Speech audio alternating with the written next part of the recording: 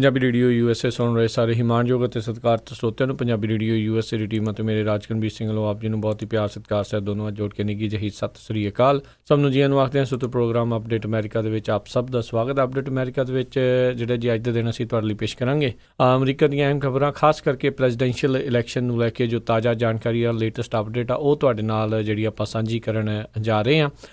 ਅਤੇ ਜੇ ਆਪਾਂ ਸਿੱਧਾ ਉਸ ਖਬਰ ਦੇ ਵੱਲ ਆਪਾਂ ਪਹੁੰਚੀਏ ਵੀ ਇੰਡੀਆਨਾ ਦੇ ਵਿੱਚ ਪ੍ਰਾਇਮਰੀਜ਼ ਜਿਹੜੀਆਂ ਹੋ ਕੇ ਹਟੀਆਂ, ਇੰਡੀਆਨਾ ਸਟੇਟ ਅਮਰੀਕਾ ਦੇ ਵਿੱਚ, ਜਿੱਥੇ ਰਿਪਬਲਿਕਨ ਅਤੇ ਡੈਮੋਕ੍ਰੇਟ ਪਾਰਟੀ ਦੋਨਾਂ ਹੀ ਪਾਰਟੀਆਂ ਦੀਆਂ ਜਿਹੜੀਆਂ ਪ੍ਰਾਇਮਰੀਜ਼ ਅੱਜ ਹੋਈਆਂ, ਉਹ ਜਿਹੜੀਆਂ ਵੋਟਾਂ ਪੈ ਗਈਆਂ, ਉਸ ਤੋਂ ਬਾਅਦ ਗਿਣਤੀ ਵੀ ਜਿਹੜੀ ਹੋ ਚੁੱਕੀ ਹੈ ਅਤੇ ਹੁਣ ਤੱਕ ਆਪਣੇ ਕੋਲ ਨਤੀਜੇ ਵੀ ਜਿਹੜੇ ਆ ਉਹ ਆ ਚੁੱਕੇ ਆ, ਜਿਸ ਦੇ ਵਿੱਚ ਰਿਪਬਲਿਕਨ ਪਾਰਟੀ ਦੇ ਵੱਲੋਂ ਡੋਨਲਡ ਟਰੰਪ ਅਤੇ ਡੈਮੋਕ੍ਰੇਟ ਪਾਰਟੀ ਵੱਲੋਂ ਬਰਨੀ ਸੈਂਡਰਸ ਆ, ਉਹਨਾਂ ਨੂੰ ਜੇਤੂ ਘੋਸ਼ਿਤ ਕੀਤਾ ਗਿਆ ਆ। ਅਤੇ ਇਸ ਦੇ ਵਿੱਚ ਬ੍ਰੇਕਿੰਗ ਨਿਊਜ਼ ਇਹ ਆ ਰਹੀ ਆ ਵੀ ਟੈਡ ਕਰੂਜ਼, ਜੋ ਕਿ ਦੂਜੇ ਨੰਬਰ ਦੇ ਉੱਤੇ ਚੱਲ ਰਹੇ ਸੀ ਰਿਪਬਲਿਕਨ ਪਾਰਟੀ ਦੀ ਪ੍ਰਾਇਮਰੀਜ਼ ਦੇ ਵਿੱਚ, ਉਹਨਾਂ ਨੇ ਆਪਣੀ ਪ੍ਰੈਜ਼ੀਡੈਂਸ਼ੀਅਲ ਕੈਂਪੇਨ ਆ ਇੱਥੇ ਹੀ ਉਸ ਨੂੰ ਰੱਦ ਕਰ ਦਿੱਤਾ ਹੈ, ਸਮਾਪਤ ਕਰ ਦਿੱਤਾ ਹੈ, ਖਤਮ ਜਿਹੜਾ ਜੀ ਉਹ ਹੁਣ ਕਰ ਦਿੱਤਾ ਆ। ਸੋ ਬੇਸਿਕਲੀ ਟੈਡ ਕਰੂਜ਼ ਨੇ ਅੱਜ ਦੀ ਹਾਰ ਤੋਂ ਬਾਅਦ ਦੇ ਵਿੱਚ ਪ੍ਰੈਜ਼ੀਡੈਂਸ਼ੀਅਲ ਕੈਂਪੇਨ ਜਿਹੜਾ ਆ ਉਸ ਨੂੰ ਰੋਕ ਦਿੱਤਾ ਆ ਅਤੇ ਹੁਣ ਆਪਾਂ ਕਹਿ ਸਕਦੇ ਹਾਂ ਵੀ ਰਿਪਬਲਿਕਨ ਪਾਰਟੀ ਦੇ ਵੱਲੋਂ ਡੋਨਲਡ ਟਰੰਪ ਆ ਉਸ ਦਾ ਰਸਤਾ ਬਿਲਕੁਲ ਸਾਫ਼ ਹੋ ਚੁੱਕਾ ਆ ਅਤੇ ਹੁਣ ਉਹ ਹੀ ਇੱਕ ਹਿਸਾਬ ਦੇ ਨਾਲ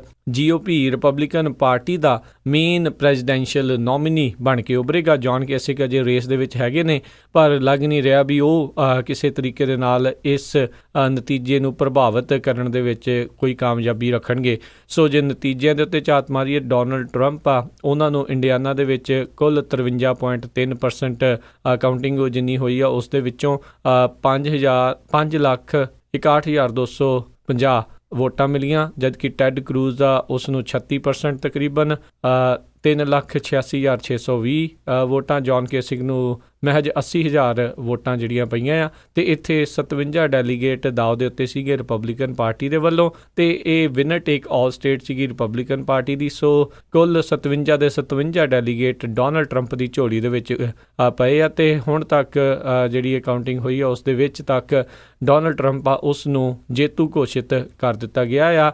ਅਤੇ ਇਸੇ ਹੀ ਹਾਰ ਤੋਂ ਬਾਅਦ ਦੇ ਵਿੱਚ ਹੁਣ ਟੈਡ ਕਰੂਜ਼ ਆ ਉਸ ਨੇ ਆਪਣਾ ਕੈਂਪੇਨ ਆ ਉਸ ਨੂੰ ਰੋਕ ਦਿੱਤਾ ਆ। ਉਸ ਨੇ ਇਹ ਆਖਿਆ ਆ ਵੀ ਹੁਣ ਉਹਨਾਂ ਨੇ ਕਾਫੀ ਕੰਪੀਟੀਸ਼ਨ ਕੀਤਾ, ਬਹੁਤ ਕੋਸ਼ਿਸ਼ ਕੀਤੀ ਵੀ ਇਸ ਕੈਂਪੇਨ ਦੇ ਵਿੱਚ ਅੱਗੇ ਆਉਣ, ਪਰ ਜਿਹੜਾ ਜੀ ਉਹ ਕਿਸੇ ਨਾ ਕਿਸੇ ਤਰੀਕੇ ਨਾਲ ਪਿੱਛੇ ਜਿਹੜੇ ਜੀ ਰਹਿ ਗਏ ਅਤੇ ਹੁਣ ਜਿਹੜੇ ਆ ਜੀ ਉਹ ਹਾਰ ਆਪਣੀ ਕਬੂਲ ਕਰਦੇ ਆ ਅਤੇ ਹੁਣ ਇਸ ਕੈਂਪੇਨ ਦੇ ਵਿੱਚੋਂ ਬਾਹਰ ਜਾਂਦੇ ਨੇ। ਸੋ ਆਪਾਂ ਕਹਿ ਸਕਦੇ ਹਾਂ ਵੀ ਡੋਨਲਡ ਟਰੰਪ ਦਾ ਰਸਤਾ ਬਿਲਕੁਲ ਸਾਫ਼ ਹੋ ਚੁੱਕਾ ਆ। ਜਿਹੜੀ ਨੈਸ਼ਨਲ ਕਨਵੈਨਸ਼ਨ ਹੁਣ ਹੋਣੀ ਆ ਕਲੀਵਲੈਂਡ ਦੇ ਵਿੱਚ ਰਿਪਬਲਿਕਨ ਪਾਰਟੀ ਦੀ, ਇੱਕ ਹਿਸਾਬ ਦੇ ਨਾਲ ਉਸ ਨੂੰ ਹੁਣ ਸ਼ਾਇਦ ਹੀ ਜਿਹੜਾ ਜੀ ਕੋਈ ਰੋਕ ਸਕੇ, ਅਨਲੈਸ ਰਿਪਬਲਿਕਨ ਪਾਰਟੀ ਦੇ ਦਿਮਾਗ ਦੇ ਵਿੱਚ ਕੁਛ ਹੋਰ ਜਿਹੜਾ ਆ ਉਹ ਚੱਲ ਰਿਹਾ ਆ। ਪਰ ਜੇ ਰਿਪਬਲਿਕਨ ਪਾਰਟੀ ਕੁਛ ਹੋਰ ਕਰਦੀ ਆ ਤਾਂ ਉਹ ਰਿਪਬਲਿਕਨ ਪਾਰਟੀ ਦੇ ਜਿਹੜੇ ਵੋਟਰਸ ਆ ਉਹਨਾਂ ਦੀ ਵੋਟ ਆ ਜਿਹੜੀ ਉਹ ਜ਼ਰੂਰ ਗਵਾ ਲਵੇਗੀ। ਸੋ ਇਹ ਜਿਹੜਾ ਆ ਨਤੀਜਾ ਇੰਡੀਆਨਾ ਤੋਂ ਆਇਆ, ਇਹ ਰਿਪਬਲਿਕਨ ਪਾਰਟੀ ਦੀ ਜਿਹੜੀ ਆਪਾਂ ਇਸ ਟਾਈਮ ਦੇ ਉੱਤੇ ਗੱਲ ਕਰ ਰਹੇ ਸੀ। ਅਤੇ ਹੁਣ ਜੇ ਆਪਾਂ ਡੈਮੋਕ੍ਰੇਟ ਪਾਰਟੀ ਦੀ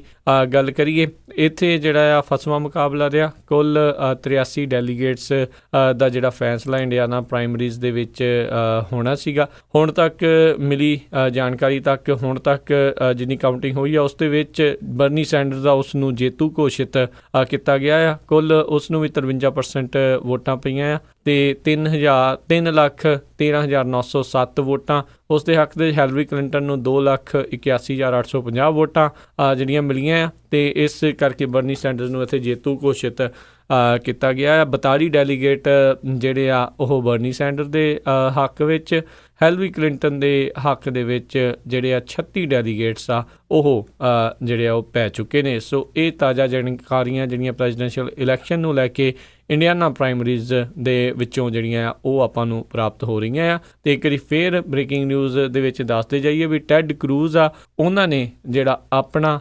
ਪ੍ਰੈਜ਼ੀਡੈਂਸ਼ੀਅਲ ਕੈਂਪੇਨ ਆ ਉਸ ਨੂੰ ਬੰਦ ਕਰ ਦਿੱਤਾ ਹੈ, ਉਸ ਨੂੰ ਰੱਦ ਕਰ ਦਿੱਤਾ ਆ। ਇਸ ਦੇ ਉੱਤੇ ਡੋਨਲਡ ਟਰੰਪ ਨੇ ਵੀ ਆਪਣਾ ਪ੍ਰਤੀਕਰਨ ਜਾਰੀ ਕਰਦੇ ਆਖਿਆ ਵੀ ਟੈਡ ਕਰੂਜ਼ ਨੇ ਉਸ ਨੂੰ ਜਿਹੜੀ ਹੈ ਜੀ ਕਾਫੀ ਕੜੀ ਟੱਕਰ ਜਿਹੜੀ ਦਿੱਤੀ ਆ ਅਤੇ ਹੁਣ ਇਹੀ ਉਮੀਦ ਕਰਦੇ ਆ ਵੀ ਆਉਣ ਵਾਲੇ ਸਮੇਂ 'ਚ ਉਹ ਇਹਨਾਂ ਦਾ ਸਪੋਰਟ ਵੀ ਜਿਹੜੀ ਆ ਉਹ ਕਰਨਗੇ। ਸੋ ਰਿਪਬਲਿਕਨ ਪਾਰਟੀ ਦੇ ਲਈ ਇਹ ਹੁਣ ਤੈਅ ਹੋ ਚੁੱਕਾ ਆ। ਆਲਮੋਸਟ ਆਪਾਂ ਕਹਿ ਸਕਦੇ ਹਾਂ ਵੀ ਡੋਨਲਡ ਟਰੰਪ ਹੀ ਉਹਨਾਂ ਦੇ ਨਵੰਬਰ ਦੀਆਂ ਇਲੈਕਸ਼ਨ ਜਨਰਲ ਇਲੈਕਸ਼ਨ ਦੇ ਵਿੱਚ ਮੇਨ ਨੋਮੀਨੀ ਹੋਣਗੇ। ਇਹ ਉਹ ਬੰਦਾ ਜਿਹੜਾ ਰਿਪਬਲਿਕਨ ਪਾਰਟੀ ਦਾ ਨੋਮੀਨੀ ਬਣਿਆ ਜਿਸ ਦੇ ਬਾਰੇ ਕਿਸੇ ਨੂੰ ਵੀ ਚੇਤਾ ਨਹੀਂ ਸੀ। ਇਨਫੈਕਟ ਮੈਨੂੰ ਲੱਗਦਾ ਡੋਨਲਡ ਟਰੰਪ ਨੇ ਵੀ ਕਿਸੇ ਮੌਕੇ ਦੇ ਉੱਤੇ ਇਹ ਚੀਜ਼ ਸੋਚੀ ਨਹੀਂ ਹੋਵੇਗੀ ਵੀ ਉਹ ਅੰਤ ਤੱਕ ਜਿਹੜੇ ਇੱਦਾਂ ਪਹੁੰਚਣਗੇ। ਤੇ ਆਓ ਹੁਣ ਸੁਣਦੇ ਹਾਂ ਟੈਡ ਕਰੂਜ਼ ਨੇ ਜਾਣ ਮੌਕੇ ਆਪਣੇ ਕੈਂਪੇਨ ਨੂੰ ਬੰਦ ਕਰਨ ਲੱਗਿਆਂ ਜਿਹੜੀਆਂ ਕੀ ਗੱਲਾਂ ਆਖੀਆਂ। From the beginning, I've said that I would continue on as long as there was a viable path to victory. Tonight, I'm sorry to say, it appears that path has been foreclosed. Together, we left it all on the field in Indiana. We gave it everything we've got. But the voters chose another path. And so, with a heavy heart, but with boundless optimism for the long-term future of our nation, we are suspending our campaign. But hear me now, I am not suspending our fight for liberty.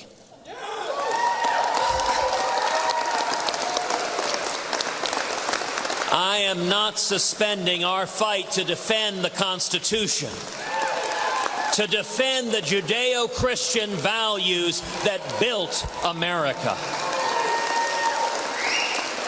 Our movement will continue. And I give you my word that I will continue this fight with all of my strength and all of my ability.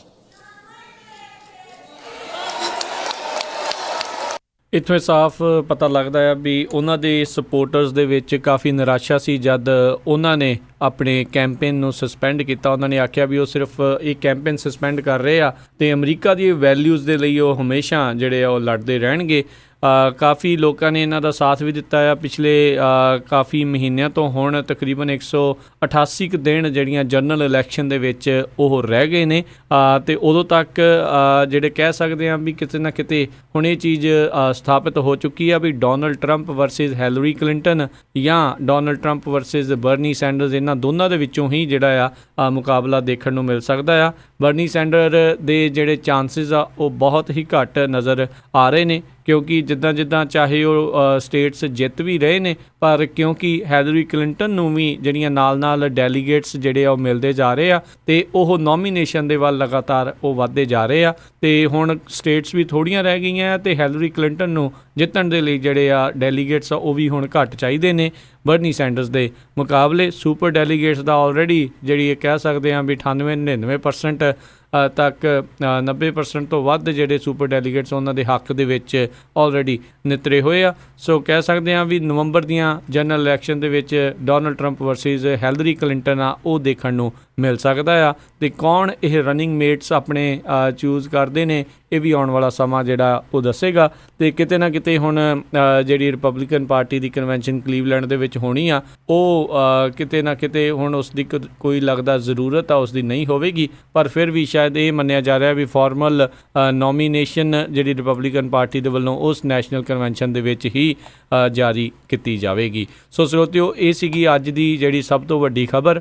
Donald Trump ਅਤੇ Bernie Sanders ਉਹਨਾਂ ਨੇ Indiana ਦੀਆਂ ਪ੍ਰਾਇਮਰੀਜ਼ ਜਿੱਤ ਗਈਆਂ ਆ ਅਤੇ ਉੱਧਰ ਟੈਡ cruise ਆ ਉਹਨਾਂ ਨੇ ਆਪਣਾ ਨੋਮੀਨੇਸ਼ਨ ਉਹ ਕਹਿ ਲਓ ਵੀ ਇੱਕ ਹਿਸਾਬ ਨਾਲ ਵਾਪਸ ਲੈ ਲਿਆ। ਆਪਣੀ ਉਮੀਦਵਾਰੀ ਦਾ ਜਿਹੜਾ ਦਾਅਵਾ ਆ ਉਸ ਨੂੰ ਵਿੱਚ ਹੀ ਹੁਣ ਰੋਕ ਦਿੱਤਾ ਆ ਅਤੇ ਇਹ ਵੀ ਕਈਆਂ ਦਾ ਮੰਨਣਾ ਵੀ ਜੌਨ ਕੈਸਿਕ ਵੀ ਜਲਦੀ ਹੀ ਇਸ ਦੇ ਪਿੱਛੇ ਜਿਹੜੇ ਆ ਜੀ ਉਹ ਤੁਰ ਸਕਦੇ ਨੇ ਪਰ ਕਈਆਂ ਦਾ ਇਹ ਵੀ ਮੰਨਣਾ ਹੈ ਵੀ ਇਹ ਰਿਪਬਲਿਕਨ ਐਸਟੈਬਲਿਸ਼ਮੈਂਟ ਦੀ ਗੁੱਝੀ ਚਾਲ ਆ ਵੀ ਜਿੱਥੇ ਹੁਣ ਟੈਡ ਕਰੂਜ਼ ਅਨਇਲੈਕਟੇਬਲ ਨਜ਼ਰ ਆ ਰਹੇ ਸੀ ਵੀ ਜੌਨ ਕੈਸਿਕ ਸ਼ਾਇਦ ਉਹਨਾਂ ਨੂੰ ਕਿਸੇ ਤਰੀਕੇ ਦੇ ਨਾਲ ਜਿਹੜੀਆਂ ਸਟੇਟਸ ਰਹਿ ਗਈਆਂ ਉਸ ਦੇ ਵਿੱਚ ਜੇਤੂ ਬਣਾਇਆ ਜਾਵੇ ਅਤੇ ਫਿਰ ਡੋਨਲਡ ਟਰੰਪ ਦੇ ਮੂਹਰੇ ਲਿਆ ਕੇ ਖੜਾ ਕੀਤਾ ਜਾਵੇ ਪਰ ਉਸ ਦੇ ਅਸਾਰ ਬਹੁਤ ਹੀ ਘੱਟ ਆ। ਸ਼ਾਇਦ ਹੀ ਆ ਜਿਹੜੀ ਉਹ ਚੀਜ਼ ਹੋਵੇ ਅਤੇ ਜੋ ਨਜ਼ਰ ਆ ਰਿਹਾ ਆ ਜੋ ਲੋਕਾਂ ਨੇ ਰਿਪਬਲਿਕਨ ਪਾਰਟੀ ਦੇ ਲਈ ਕਹਿ ਲਓ ਵੀ ਡਿਸਾਈਡ ਕਰਤਾ ਆ, ਉਹ ਇੱਕ ਹਿਸਾਬ ਦੇ ਨਾਲ ਹੁਣ ਇਹੀ ਆ ਵੀ ਡੋਨਲਡ ਟਰੰਪ ਹੀ ਉਹਨਾਂ ਦੇ ਮੇਨ ਨੋਮੀਨੀ ਜਿਹੜੇ ਉਹ ਬਣਨਗੇ। ਅਤੇ ਸਰੋਤਿਓ ਹੁਣ ਅੱਜ ਦੀਆਂ ਜਿਹੜੀ ਇਹ ਖਬਰਾਂ ਹੈ ਅਪਡੇਟ ਅਮਰੀਕਾ, ਕਿਉਂਕਿ ਇਹੀ ਮੁੱਖ ਖਬਰ ਸੀਗੀ ਅੱਜ ਦੀ, ਇੱਥੇ ਹੀ ਜਿਹੜਾ ਆ ਉਹ ਹੁਣ ਸਮਾਪਤ ਕਰਦੇ ਆ। ਹੁਣ ਮੈਨੂੰ ਰਾਜਕਨਵੀਰ ਸਿੰਘ ਨੂੰ ਇਜਾਜ਼ਤ ਦਿਓ। ਮੇਰੇ ਵੱਲੋਂ ਆਪ ਸਭ ਨੂੰ ਬਹੁਤ ਹੀ ਪਿਆਰ ਸਤਿਕਾਰ ਸਹਿਤ ਦੋਨੋਂ ਹੱਥ ਜੋੜ ਕੇ ਨਿੱਘੀ ਜਿਹੀ ਸਤਿ ਸ਼੍ਰੀ ਅਕਾਲ। ਜਿਉਂਦੇ ਵਾਸਤੇ ਰਹੋ, ਹੱਸਦੇ ਖੇਲਦੇ ਰਹੋ, ਸੁਣਦੇ ਰਹੋ ਪੰਜਾਬੀ ਰੇਡੀਓ USA।